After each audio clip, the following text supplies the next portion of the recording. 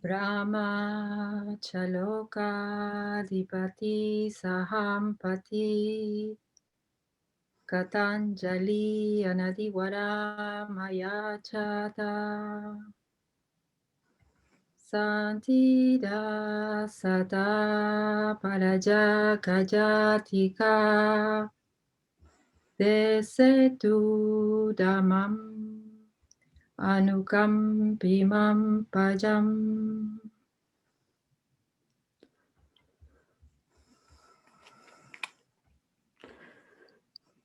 Just bear with me for a few moments. I'm just having a little technological issue.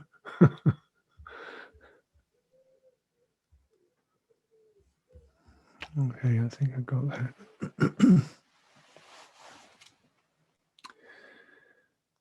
Namo tassa bhagavato arahato samma sambuddhassa. Namo tassa bhagavato arahato samma sambuddhassa. Namo tassa bhagavato arahato samma sambuddhassa. Buddhang dhammang sanghang namassami.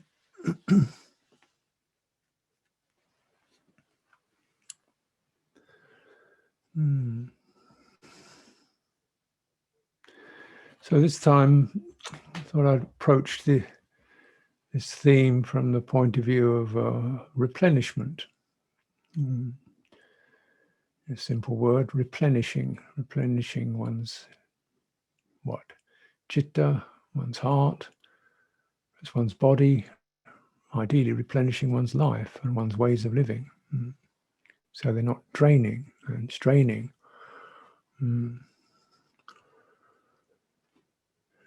Giving yourself back to yourself, returning.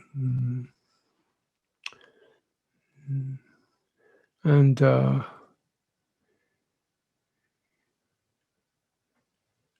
in mainstream practice, this is always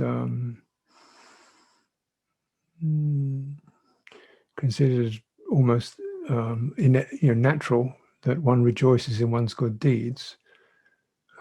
It's often says, always gladden and rejoice. In other words, good deeds are the results of good deeds. To be more accurate, the results. That is the resonances, the echoes, the perceptions, the signs, the quality of heart, the results from good deeds is satisfying, replenishing, uplifting. And so therefore one cultivates skillful deeds. Punya. It's not just arithmetic, it's actually a felt juice, if you could say. Refreshment. Replenishment. And it's also the case that people do good deeds but don't get replenishment because they don't necessarily, or their systems don't necessarily know how to linger in the results of the good deeds, to actually drink in the results of the good deeds. And it seems strange, doesn't it? But this is the case. And so, as I've mentioned lightly, or, the kind of difficulties that the citta, the heart, experiences, some are through one's own foolish actions, which distort its clarity and uprightness, and other because of the actions of others, which abuse and cause the citta to be fearful or distorted, or so there's a definite kind of abusive effect. This can be obviously direct physical abuse, or a kind of sustained low level, continual servitude, continual kind of degradation, of some kind or another. And in a way, we kind of also sign up for that when we surrender our will to the authority of the machine. which does not regard us with sympathy or concern or empathy or fellow feeling, but just orders, you get a fine, orders, this kind of thing. Do this, do that, doesn't matter what you're feeling like. There's no sympathy there. So this leads into the other aspect of why there's the depletion, is the withdrawal of empathy. It's not necessarily we did anything that bad, it's just they didn't do enough of the good. So the citta doesn't really, it doesn't know how to drink in its own goodness, because it doesn't. It's learned to the withdrawal of empathy becomes a kind of citta gets established in that pattern, till eventually you don't have empathy for yourself. How is this possible?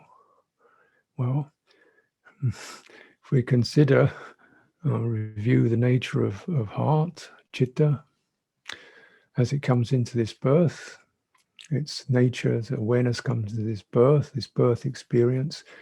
It's not a sense organ. It doesn't touch, see, or hear anything, but it does resonate. It does feel the effects. That picks up signs of welcome or lack of welcome. Picks up those. So we look around with our eyes, at a very early age, and you see signs of benevolence or signs of hostility, or you get physical attack or harsh words. The words don't go in, but the effects of it, citta kind of pulls back. So in ways, it's energies which are kind of trailing out, opening out, are kind of withdrawn. Clutching. And you can feel this happening yourself. Somebody shouts at you, something, you jumps back, right? You can feel it. So this is not just some theory. And of course, they're jumping back, and then you're a little bit more cautious about moving out again, right? So in a way, and if that's sort of happens frequently, the citta basically remains in that withdrawn, state. It's like defensive. And the other, so that's with some kind of abuse. And then we have the lack of empathy. The citta kind of energies sort of stream out to connect, and and there's nothing there. There's no resonance there. There's nothing that is gladdened or receives or acknowledges. So sort of those channels that reach out begin to dry up because they're not fed by any empathy. There's no sympathetic, nothing coming back the other way. Like, oh, good, acknowledgement. So those energies move out, but there's nothing there to receive them, so they just begin to wither. And so eventually it doesn't reach out. It just, and so a person becomes rather withdrawn, or the citta becomes withdrawn by these effects in an unhealthy way. And around that, that experience internalized, repeated and absorbed into, becomes the boundary myself. My fundamental self. You could say that's who I am under the surface, or some degree or another. That's an aspect I call myself. And on top of that, that's the function in the world. So it builds up a kind of personality based upon that foundation that will do the work that's needed to really act in the same way. That is, it's got defense strategies, it's got don't reach out to anybody else, be on your own because you're not going to get it there. So it kind of operates in that way, and we get the personality develops, kind of having these reflex strategies or reflex patterns that are kind of reflexive. They're not carefully considered. They're just based upon gut instinct. So this creates the isolated person, and then that's called the self-view. It sort of feels very much incarcerated in a particular set of strategies whose only purpose in the end is just to keep itself going, keep itself intact, keep itself defended, keep itself, from not getting those negative messages. Doesn't want to reach out and find out there's nobody there and feel that terrible loss. There's no warmth there, so it doesn't reach out. It doesn't want to and so this is the isolated personality. Now, this is not necessarily an ultimate or final truth. It can be that there are occasions when that pattern changes a little with some trust or some friendship. We can say, oh yes, you can, a little bit. But yet, when that becomes dependent upon circumstances. So yes, okay, if I'm with good people long enough, I do feel I could, reach out to this person, ask them a favor or something, tentatively. But I'm certainly well prepared for being turned down. And and if they do turn me down, I think, well, that proves it, doesn't it? Actually, I don't really deserve it anyway. And it's a bit pathetic to be asking people to serve me or help me or ask me for a favor or go out of their way. It's a bit pathetic. I should be stronger, more capable, more independent than that, surely, the idea that somebody else might rather enjoy offering support or counsel or advice or whatever doesn't really enter the picture, even though all of us, I would imagine, find it rather enjoyable to offer, support, counsel, advice, anything, to other people from the heart, because it allows our goodwill to kind of flow out. So it's rather pleasant to do that. But the isolated self, it doesn't. And even when it is flowing out, the channels to receive it have become rather dry and thin. And then if the person then comes onto their own, being on their own,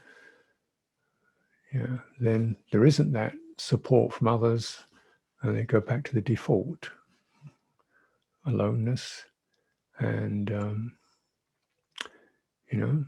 and that's and in that isolated, alone state of a deprivation of goodwill, there's not empathy. So there's no empathy happening in the field. So one feels rather bored or flat or negative.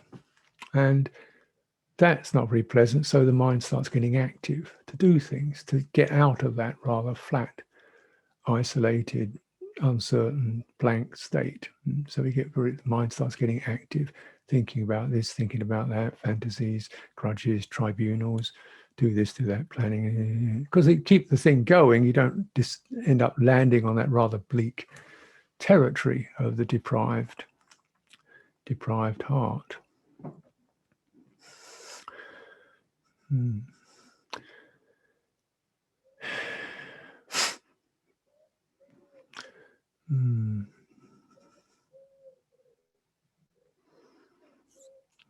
So, working against that.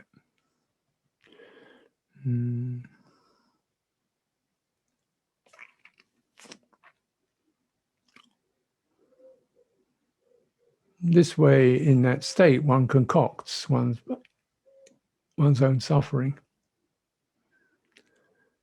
In that isolated, deprived or abused state, one concocts one's own suffering. There is no point. There's nothing worthwhile. There's nothing good going to happen for me. I must prepare myself to meet the uncertainty means hostility. The future is unknown, but there'll probably be difficulties in it. So I've got to prepare myself to meet those difficulties. Yeah. I'm a little bit of a nuisance. I don't feel very good, so I don't want to impose myself on other people. I don't want to get in the way and impose myself on other people. So we've defined other people as stingy, mean, to whom you are a burden. They've never said that, but that's how, when you get into that state, your mind projects this as other people. And though the future is actually unknown one or another, we project it as probably hostile, not welcoming, all kinds of difficulties arise in it. And probably some difficulties will arise. And those are the things you notice. You don't notice the open doors, you notice the closed ones. You don't really notice the friendly gestures, you notice the offhand gestures. Yeah. So the mind is quite capable of building up, reiterating its own patterns and looking for the data that will actually affirm its own patterns. You think, why does it do that? Well, this is a deep thing. It's called bhava, becoming. There's something that Citta wants to establish a definite pattern. This is myself. This is myself. And so this myself depends upon me and others. There's always two in it, me and the world, me and the future, me in the present, me in the future, me here and them there. So it does that. This is bhava. It creates a self and it creates others who somehow, the otherness somehow justifies or replicates or fits into the self. So, if I'm feeling negative, then my mind creates people who don't really like me very much. And I think, yes, because, 3 years ago she said that. And yesterday we had a little bit of an argument about that. That proves it. Yeah, but, that was only 3 moments in a lifetime. You pick up the ones that fit. This is bhava. It seeks to create a profile, myself. And it's very quick. And the citta is lightning fast to establish those programs. And so when the citta is sitting on a negative pattern, then it establishes this bhava instinct, bhava tanha, remember? Tanha, the craving for being something, sits on that. And then this myself must be made permanent, solidified. Then I know what to do. Once I know how things really are, I can operate in the world. The way it really is I am a bit pathetic and, and so, okay, get used to that. Then I can begin to strategize how to operate. And what I'll do is I'll pretend to be better than I am. And I'll do all kinds of things. I'll do a lot of stuff, do lots of really good stuff so that, the real nature of my patheticness will not be evident. And so people get a lot of performance drives. And all performance drives are their shadow. The shadow of performance drive is, if you don't win, you're a failure. Yeah. So that's a performance drive. It seems like there's the success there, but every success has failure as its shadow wandering after it. If you don't succeed, then you're a failure. So that performance, the possibility of succeeding is attractive, but the failure if you don't succeed. Now, the person in the contracted state will probably, in order to feel that they are, they've got a way of becoming more firm and solid, will create a lot of performance to do things, to make things happen. Every performance carries the shadow of failure with it. You get 9 out of 10, that's not good enough. You should have got 11 out of 10. Right? You see this kind of like in athletics, 2 people playing tennis, 2 teams, one's going to lose, obviously, competitive games. You see the winners, they all just go, oh, wow, fantastic, wow, great, great. So, you know, the losers down on the ground weeping, crushed. You think, oh, goodness. Even, you know, they're only the second best in the world. So, crushed. It's really unkind, isn't it, to do these things to people? Competition. Performance drives competition. Get things done so that, you know, although this is what the person, overachievers, doing, this kind of syndrome. And then when you can't achieve, there's a kind of descent to this rather failed, depressed state. And this is what doing.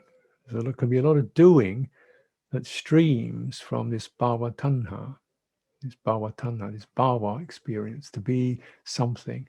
Therefore, I do something in order to be something. Yeah. But although I do something, the channels or the nerves that would pick up results of those deeds and think, oh, you know, you tried really hard. That was very beautiful. They don't exist because the empathy has been withdrawn. The channel of empathy, the channel of positive feedback on a heart level has been thinned or withdrawn or minimized. Yeah. And so this is the, you know,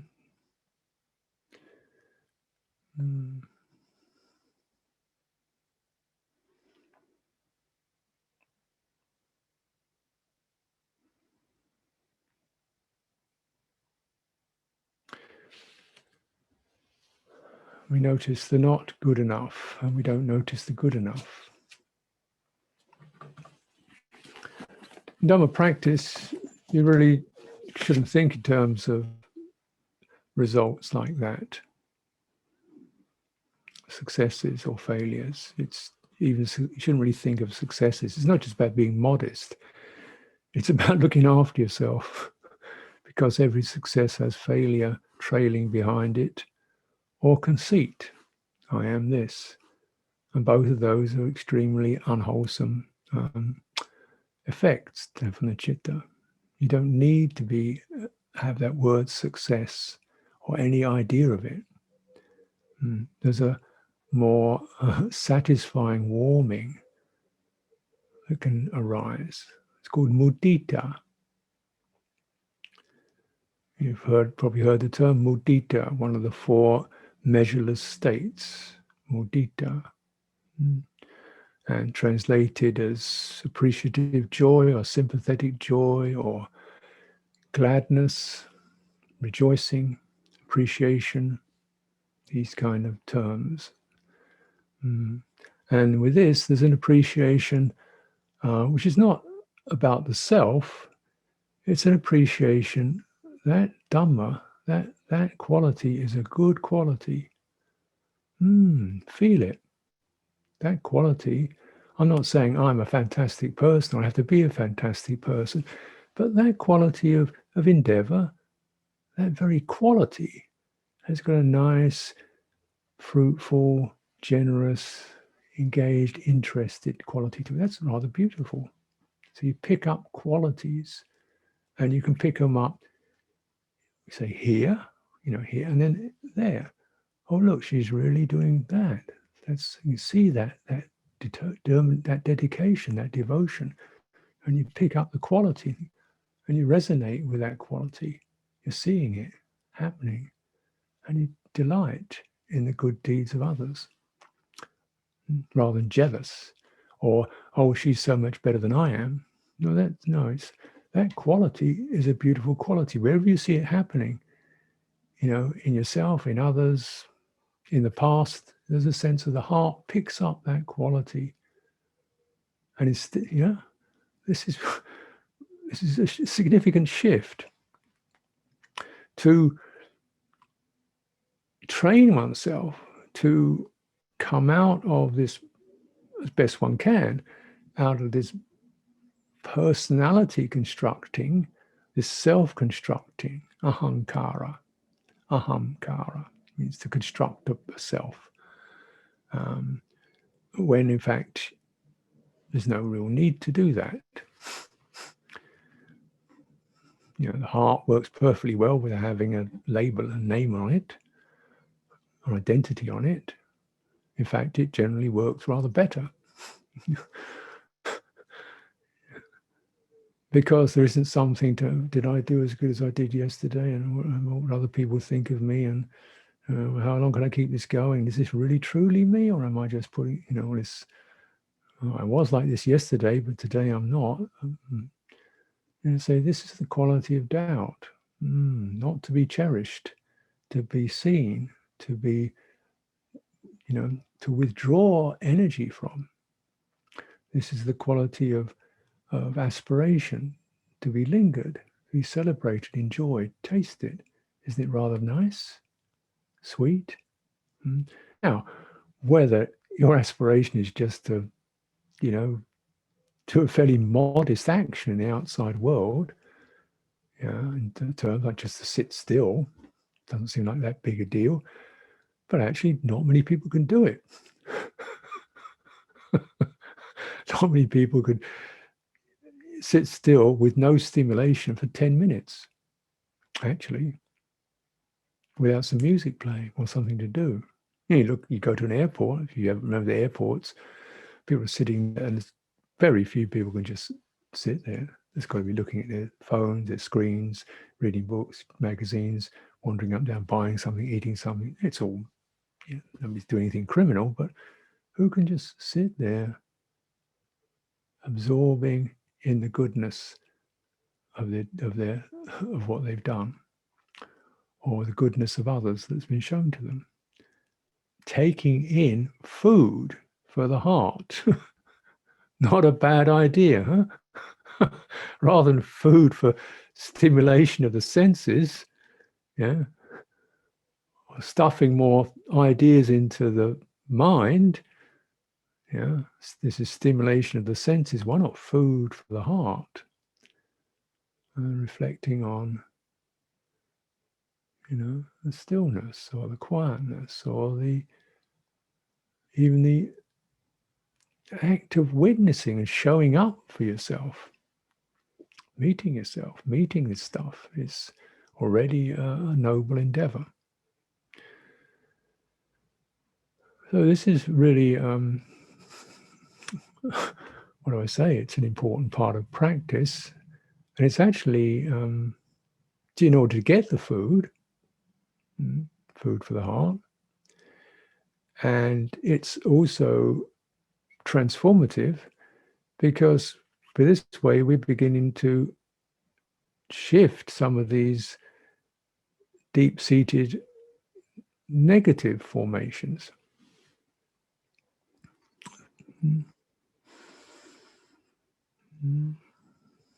And the beauty of mudita is, you know, you can just appreciate the elegance of a cat.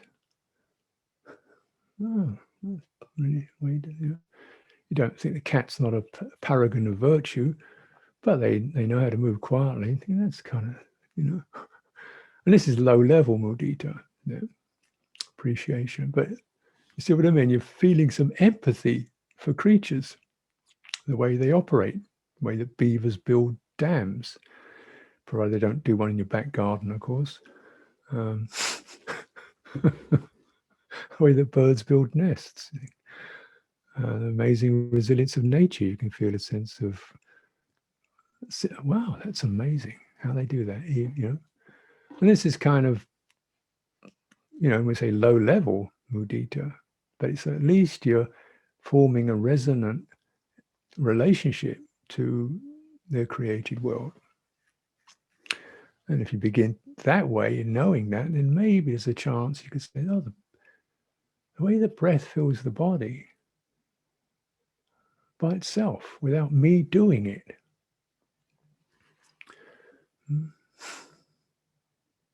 And it refreshes and cleans as I breathe out.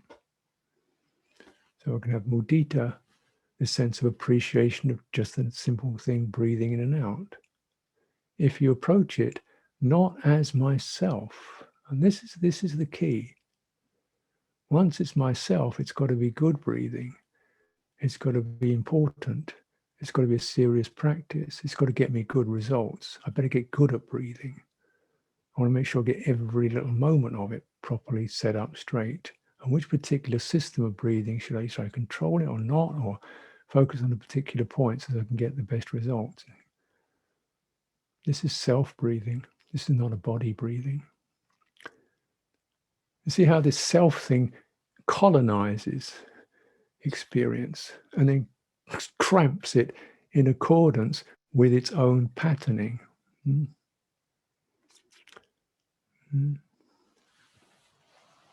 As we might notice very much just in the body itself, what you see. You might probably see the features you don't like very much. It could be look better. And as you sit, your body feels kind of, you get the sense of that closure of energy that's occurred from the citta being contracted through various kinds of abuse, or just not refreshed because of the withdrawal of empathy. So your energy feels quite tight or flat. The body feels compressed. And that's the self body.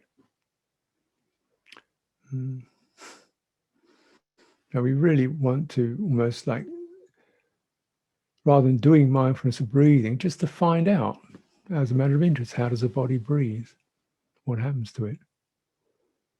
And take the self out of it.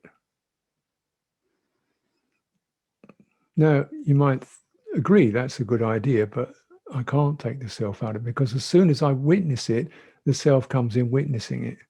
The self is the one who's watching it. You had 3, 4 or 5 seconds when it felt good, and then, oh, here we go. I'm witnessing myself meditating. Do you know that?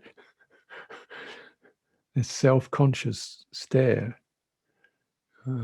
Okay, well, let's see if we can change that. Yeah. And it's interesting that the self-experience is often associated with seeing things. I see myself, because seeing is the least empathic relationship, right? You can see something, it could be 10 feet away, so what? And it can't see me because I'm peeking out the window, or it can't see me. There's no necessary relationship there. It's just an object. So now hearing is a little closer, because when you hear something, your attention is recognizing that sound is something coming around me. It's associated with not so much object definitions, but there's this, it's going to affect me. Coming within earshot, it's coming closer. It's going to affect me. It's a little more alert to that. Now, when you get down to the tactile sense, relationship is not a choice, it's happening. You can't touch something without it touching you, right? Impossible. When you touch something, you immediately get a feeling. Pleasant, unpleasant, not very pleasant, distinctly unpleasant, highly agreeable. That happens. There's no choice in the matter. As soon as you touch something, it touches you. Okay. You don't see it as an object, you feel it entering your citta. You feel the resonance is entering your citta. You can see something, and so what? You can't touch something, and so what?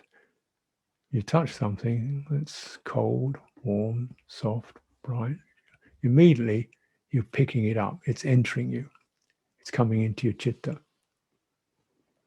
This is the bodily sense. And of course, we're quite sensitive about what touches our bodies and who touches our bodies and in what circumstances, because it's highly reactive responsive.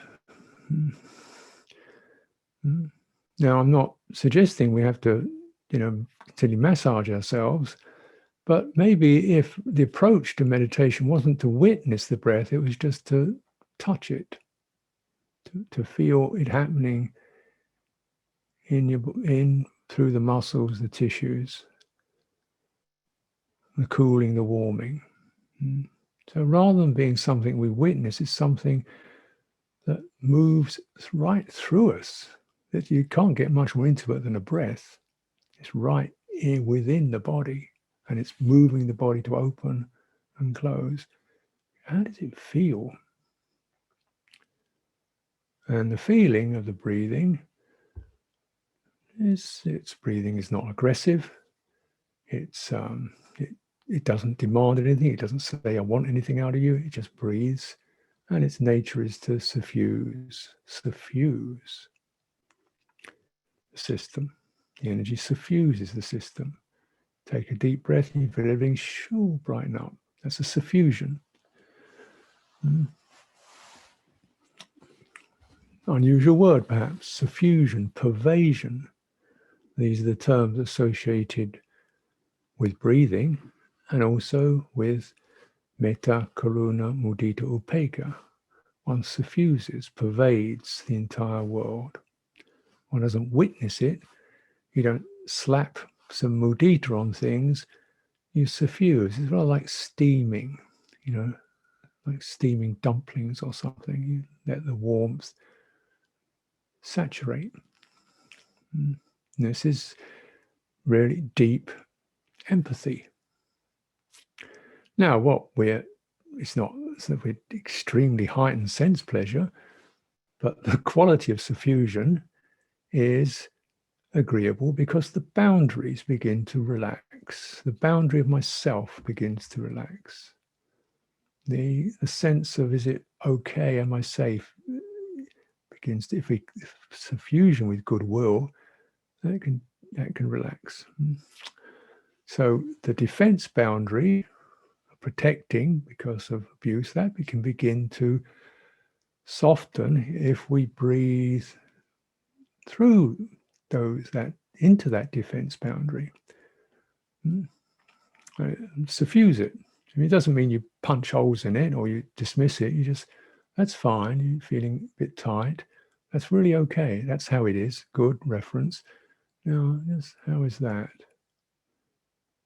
And thank you for looking after me, but right now I don't think it's necessary to defend myself or become something.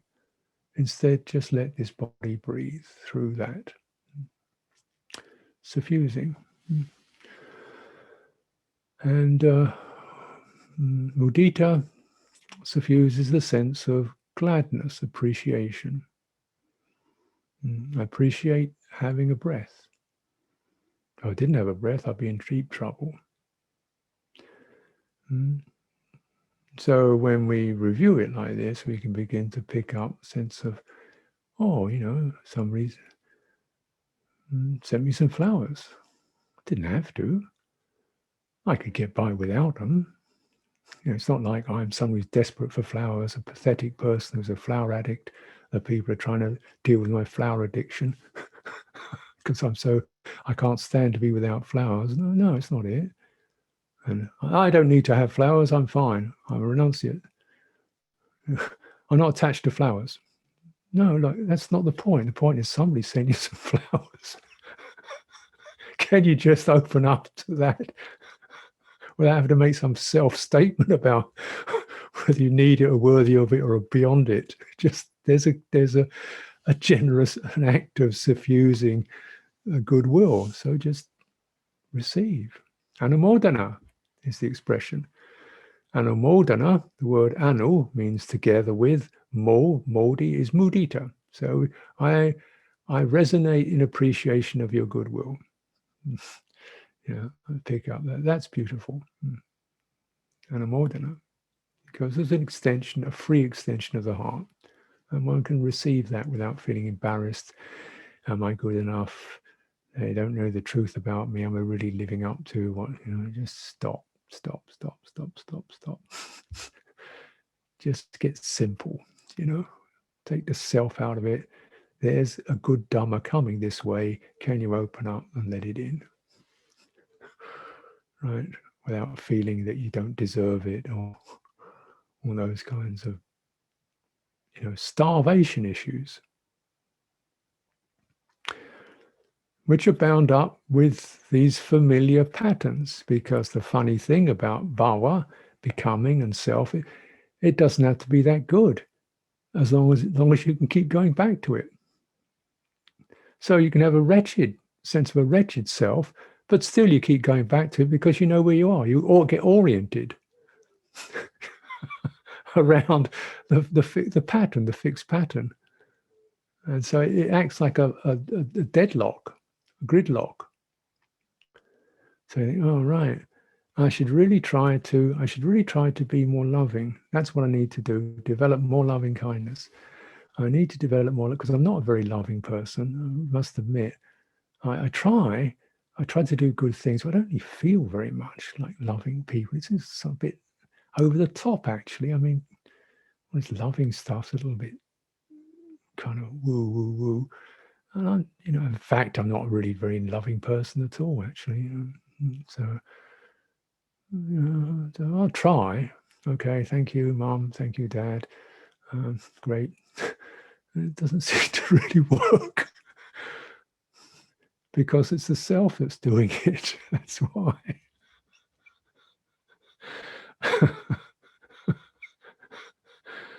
It's another performance of the self trying to do the right thing.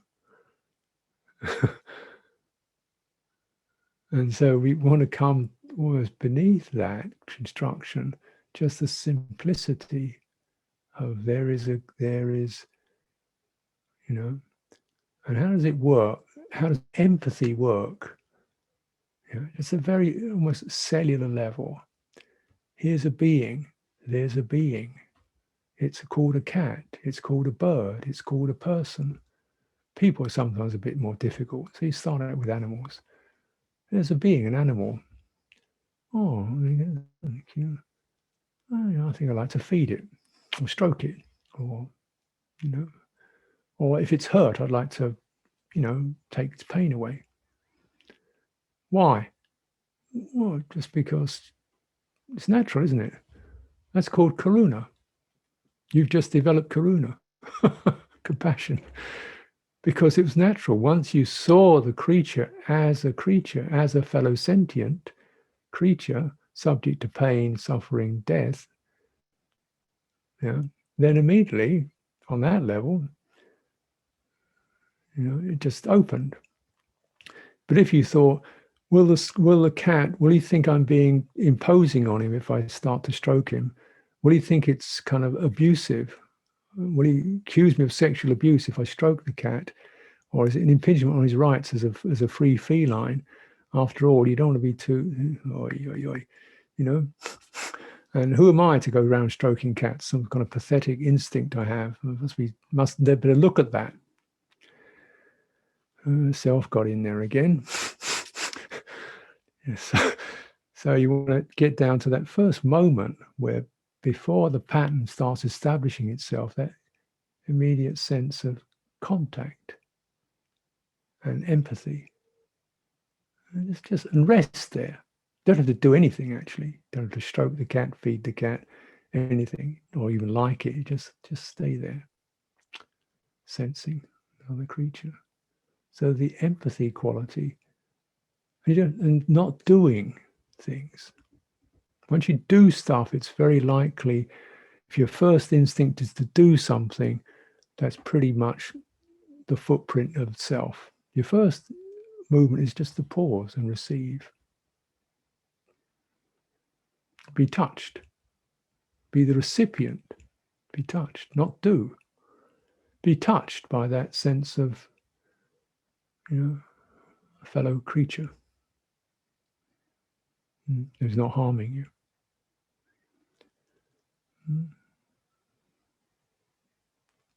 Well, animals are easier because with human beings there's so many loaded perceptions, you know.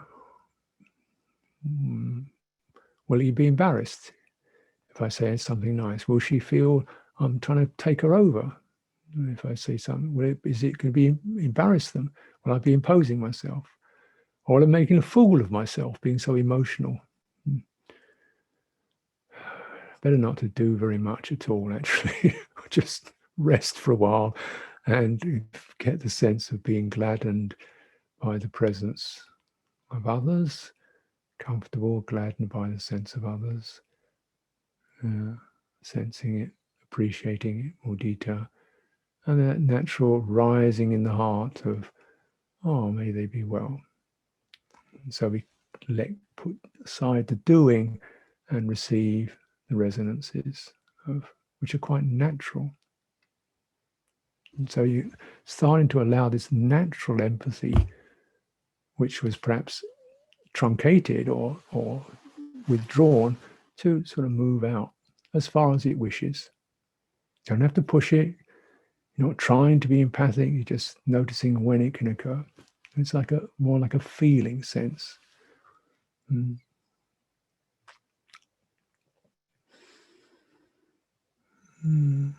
this is where the measureless states, they're called.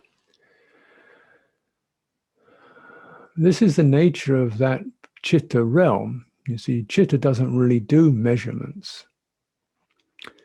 The measuring mind is called manas, which is the organizing linear object secretary mind. The manas, the citta is more like the heart. It doesn't really do lines. It does suffusions, qualities, moods, feelings, impulses. And it doesn't operate according to time. It's neither punctual nor laggardly. It's just, it operates in its own time. And it's not really to do with time. Citta can experience the results of deeds done years ago. It's not stuck in time. It's in a realm where those boundaries of time don't exist. The past is not finished as far as citta is concerned. It's in the karmic field, that which has affected you, that which has given results, that's there for good or for bad. Now we want to actually connect to that field, and obviously there may very well be painful circumstances within that karmic field, and you really, as far as your doing goes, you just steer towards where the good stuff is. They looked after me. She helped me. There is a Buddha. There is enlightenment. There is a teaching. There is a way. There is faith. There is. Other people realize liberation, mudita. Or even there is other people suffer, compassion.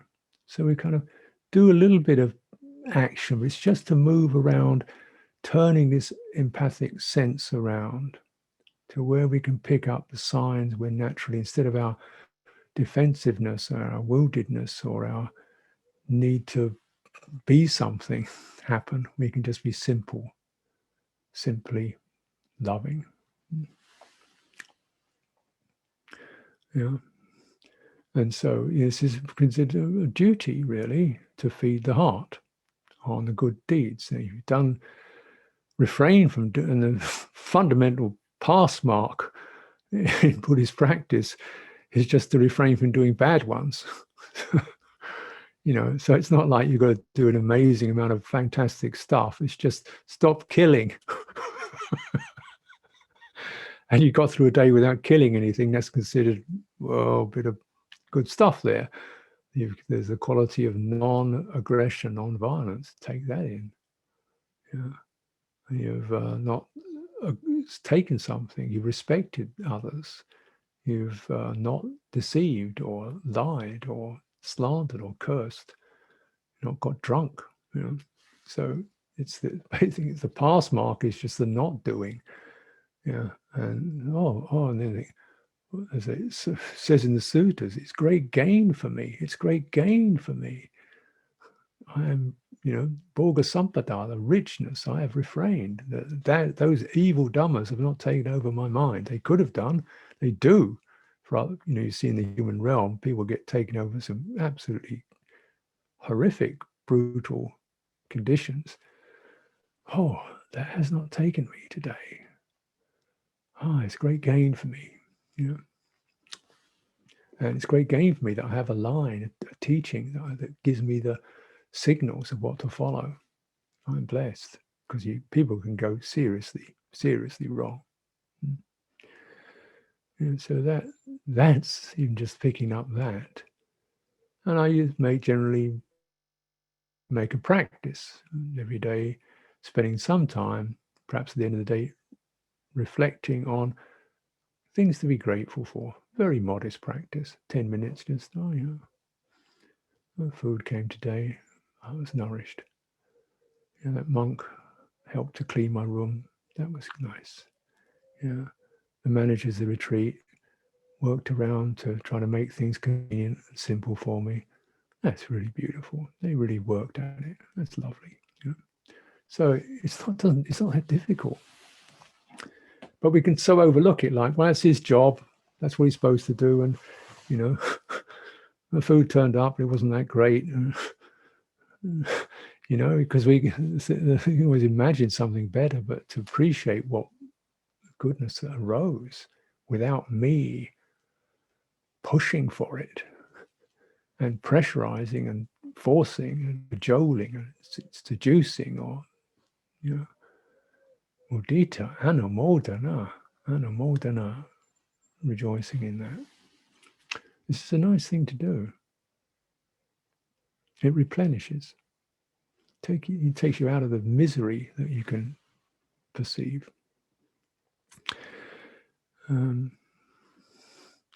Now, one of the kind of qualities that's considered essential in pursuing Dhamma path is called viveka. This monastery is named after it, Citta Viveka. And this can be translated as non-attachment. It's not a translation I use because it can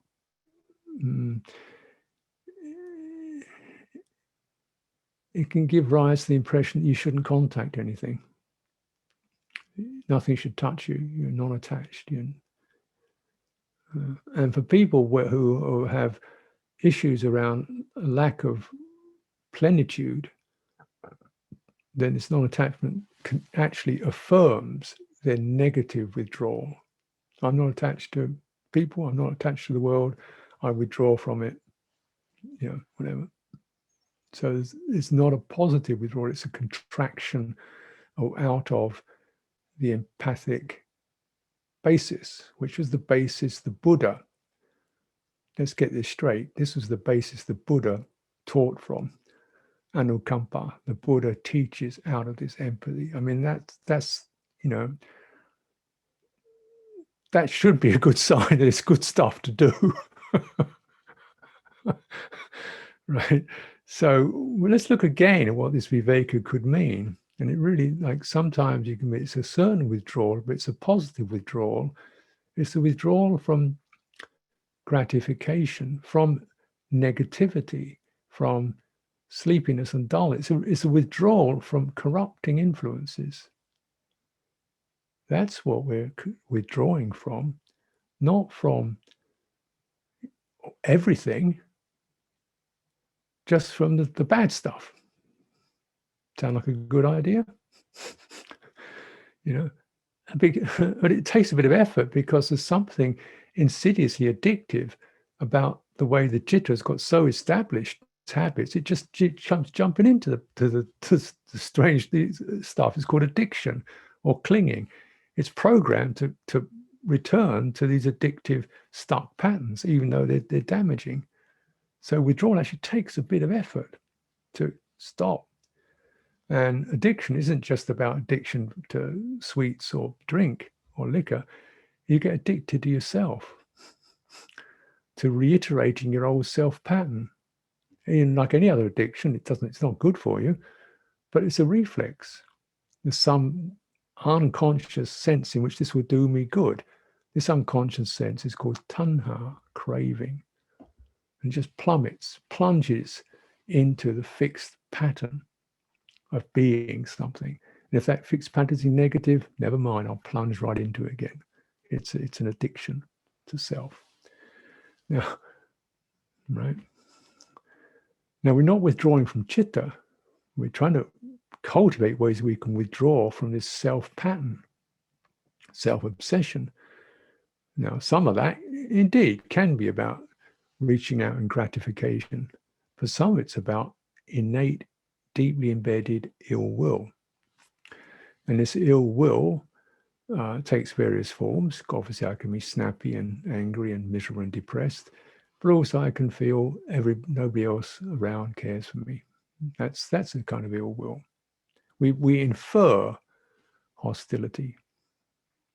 We infer the potential disapproval of others. You know, we look as if they're looking to disapprove of us.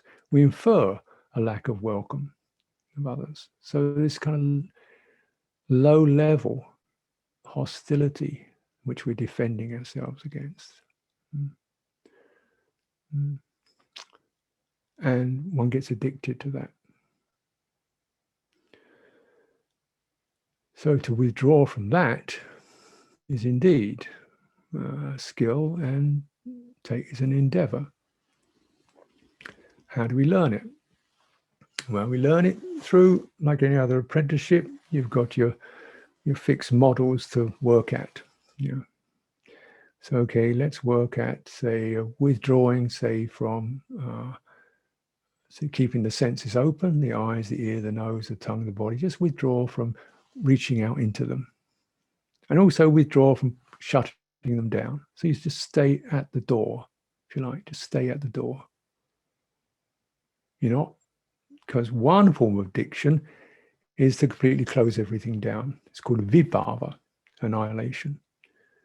Yeah. So we're not going into that, nor are we going to hold it, you know, reaching out into it in a kind of grasping way, nor are we closing it down. We just stay at the door, open, and you feel those energies of, what should I be doing now? What should I be doing now? This is kind of funny. Maybe I should be concentrating. I should be meditating. I should be doing something. I should be doing something. I don't know what it is, but what we should be doing is relaxing into that door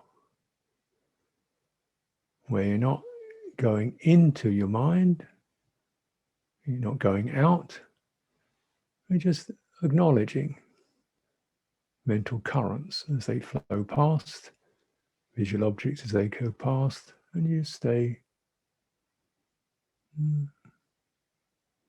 Yeah. And after a while, if you cultivate it, it gets to be rather pleasant because it's peaceful. It's peaceful. It's kind of poised. It's not sleepy. It's bright, alert, rather peaceful. And from that perspective, you can actually witness things a lot more clearly. You can feel things a lot more fully because you're not narrowed down into some particular object. So you feel the whole field of your body kind of throbbing and pulsing and mind doing its thing. Sights and sounds. And you're just poised in that doorway, disengaged, but not closed down.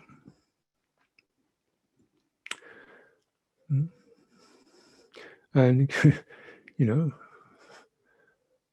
and the Buddha's practice, this was the foundation of meditation. He says, when the mind is withdrawn from unskillful states, once it's settled, it became stable. When it was withdrawn from unskillful states, it began to steady and become calm and stable. I mean, I haven't got the quote with me right now, but that's the process. And so then when it is settled and stable, then I picked up mindfulness. Because now the view is straight. Yeah. You see the pulsing, flowing, reactive experience. You see the arising of good and bad. You can feel beautiful qualities, ugly qualities. You can sense them. So this is the good. That's the brightening. That's tangling. This is easing. This is spacious. And your mindfulness is based upon right view. Your view is straight. You see, therefore, one feels that sense of the happiness of clarity. The happiness of clarity, and steady. Then I turn my attention to in and out breathing.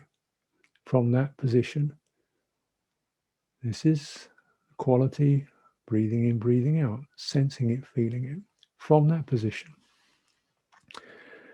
So, from that disengaged or withdrawn. With withdraw, you say again, you can withdraw to your upright axis if we're looking at that particular frame of reference. Same thing. And then through that, the staying in that and the ease of the breath flow, the hindrance of ill will has no room to get hold. The hindrance of greed and sense desire has nothing to get hold of, because we're not engaging with the senses. And we feel quite comfortable where we are. The hindrance of dullness and sleepiness has no room, because I'm quite bright and alert in that balance. The hindrance of restlessness has got no room, because I'm quite stable. The hindrance of doubt has no room, because there's nothing I have to figure out. My mind is free from trying to find answers. Therefore, there's nothing to doubt. With the removal of these 5 hindrances, a quality called piti, rapture, arises, and the mind settles into a state called jhana. Jhana, which is, say, deepening, absorbing. It settles into this field of jhana.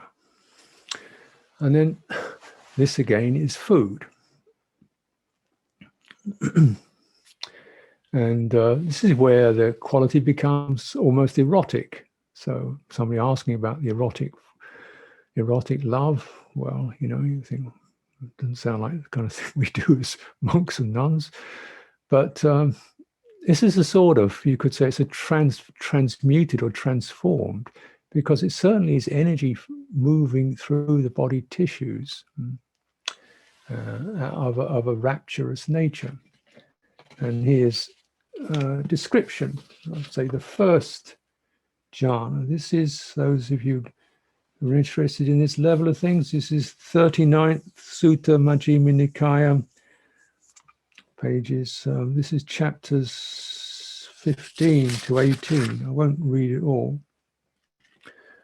But having abandoned the 5 hindrances, secluded or withdrawn from unwholesome states, abides in first jhana. So what is this? Well, it's accompanied by a certain level of thoughtfulness. You're noticing, how is that?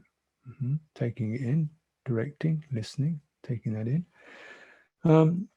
Rapture and pleasure that is generated through this act of withdrawal, from this kind of gentle poise, refreshment. And makes that rapture and pleasure drench, steep, fill, and pervade this body. So there's no part of this whole body is unpervaded by the rapture and pleasure generated that arises from vijja. Saturated. And this gives the image, I think Willa mentioned the other day, of the person getting bath powder, mixing it with water and getting a sponge till it becomes all frothy. So it's like the tissues are saturated by this quality of bright energy. And so it goes on. Notice there's no word there for concentration. So you're not concentrating the mind in order to get into jhana.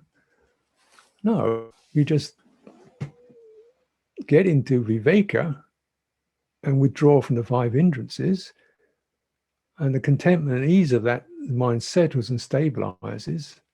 And the happiness of that is called the first jhana, first depth, meditation, absorption. They go on, you know. I don't want to take up too much of your time, but you can look it up for yourself. The image of bathing in water, the second jhana, bubbling water, like being in a hot tub, flooding through the system. You know, being swathed in cool white cloth in a hot climate, the coolness and the ease, fourth jhana. These are embodied states, and they are pleasant, and they are feeding, they're nourishing. This is why the Buddha recommended them, because they're getting your food from a wholesome source, a source that's not, it doesn't have to be derived from buying something or making something. It's a source that's derived from the citta itself as it begins to cast off its shadows and dents and constrictions. So this is our practice, and based upon these, it says when that mind is refreshed, purified, it sees things clearly. It starts to see, you know, not self. Why bother with that? It starts to see the path of letting go. It starts to really understand deeply craving and the cessation of it, and it moves towards liberation. But even on a very mundane level, everybody's exhausted. Everybody's depleted. The world sucks juice out of you, and think you can't fill yourself up by doing all kinds of stuff. You fill yourself up by releasing the obstacles so you can sit and drink in the goodness of your practice, the goodness of your dhammas. This is a duty and a skill and a cultivation. So I'll offer this for your consideration today.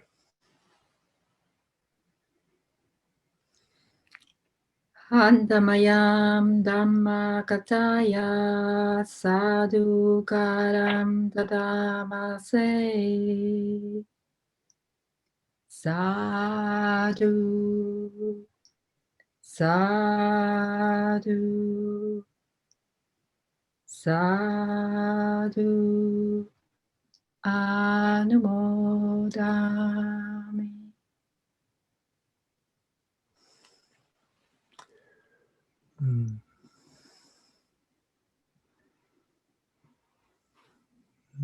Anumodana.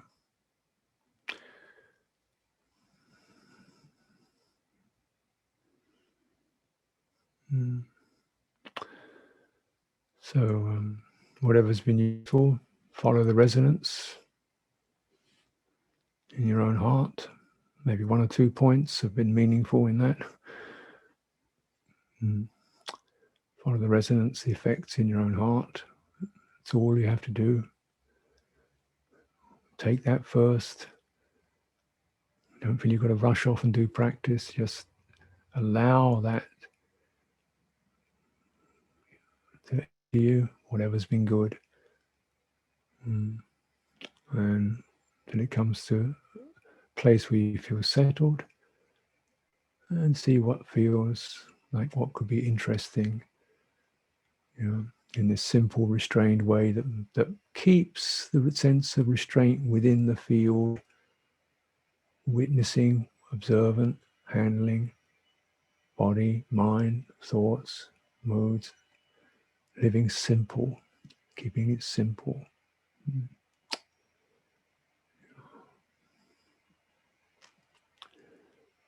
So,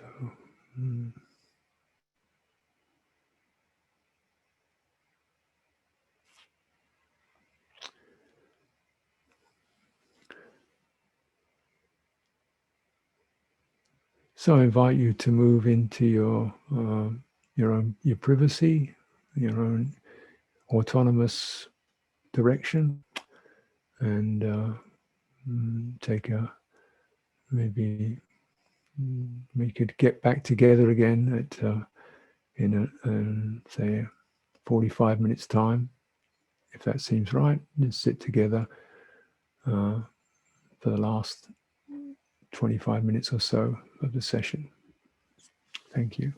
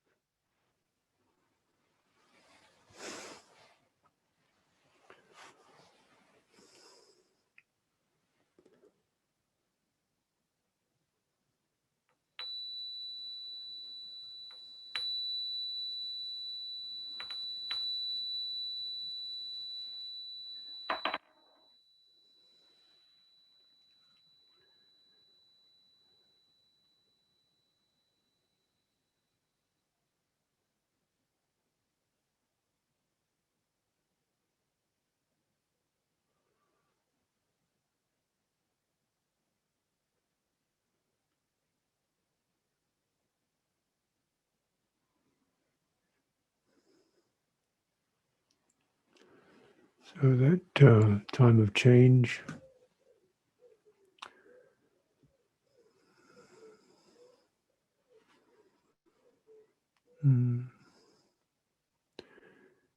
and what would be set up the search engine for replenishment? What do you see, what do you feel is a good direction to take for that aim this time?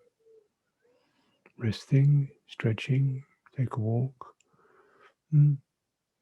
lighten the heart, chant.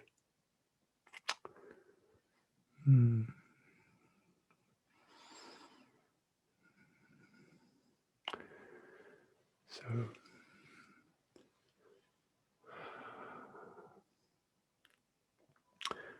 hopefully letting the retreat rhythms moderate your life, your lifestyle for these few days. Yeah, and see what is revealed.